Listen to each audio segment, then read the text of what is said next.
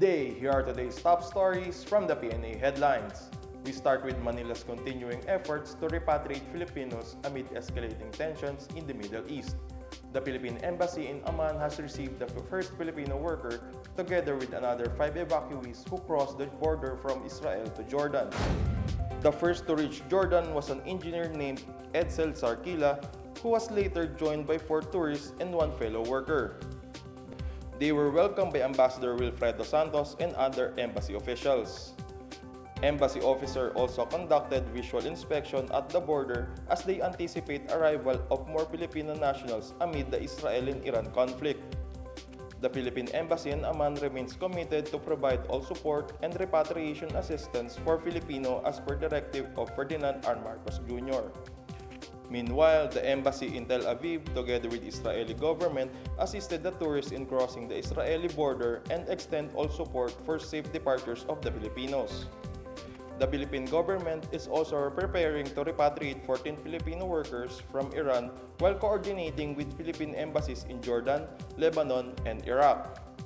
As of June 18, a total of 67 Filipinos lost their homes in Israel, 7 of them are injured and 1 still in critical condition.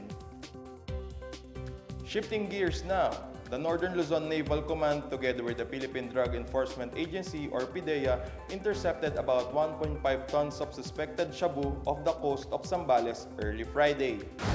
An initial report from Philippine Navy said the narcotics had estimated street value of 10 billion pesos. The Navy says this is one of the largest drug apprehension in its history, in support of national government campaign against prohibited substances. The Navy and PDEA's operation followed a string incident in which shabu was found in the waters of coastal provinces. Earlier this month, the Philippine National Police revealed that more than 60 fishermen in Ilocos Region and Central Luzon handed over to authorities a total of 8.8 billion pesos worth of suspected drugs. Good news for students riding trains to and from schools. You can now get bigger fare discount at the LRT Lines 1 and 2 and MRT 3. The Department of Transportation has increased the discount for all students from 20% to 50% in all rail lines starting today.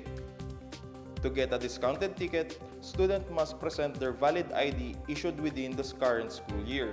The promo is valid only for single journey tickets and not applicable for VIP cards or stored value tickets.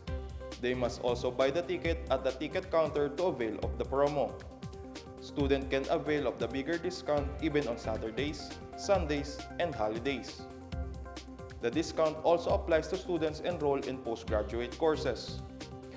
In a media interview, Transport Secretary Vince Dizon said discount increase in line with President Ferdinand R. Marcos Jr.'s directive to help ease the financial burden of students and their parents this school year.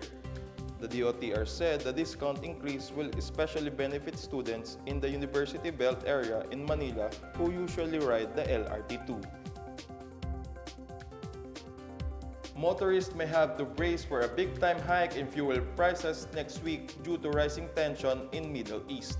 The Department of Energy said gasoline prices are expected to increase by 2 pesos and 50 centavos to 3 pesos per liter. Diesel prices may go up by 4 pesos and 30 centavos to 4 pesos and 80 centavos.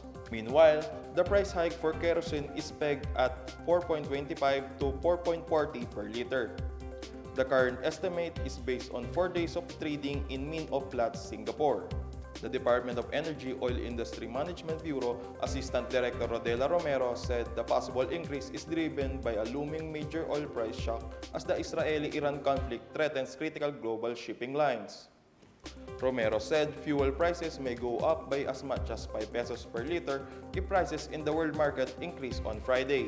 Diesel prices rose by nearly $3 per barrel on Wednesday to Thursday.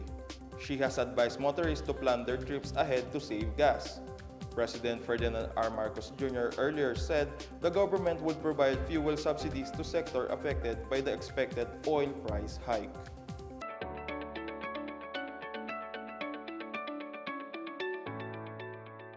Sugar prices in the world market have dropped to their lowest in 4 years amid expectation of an increase in global supply.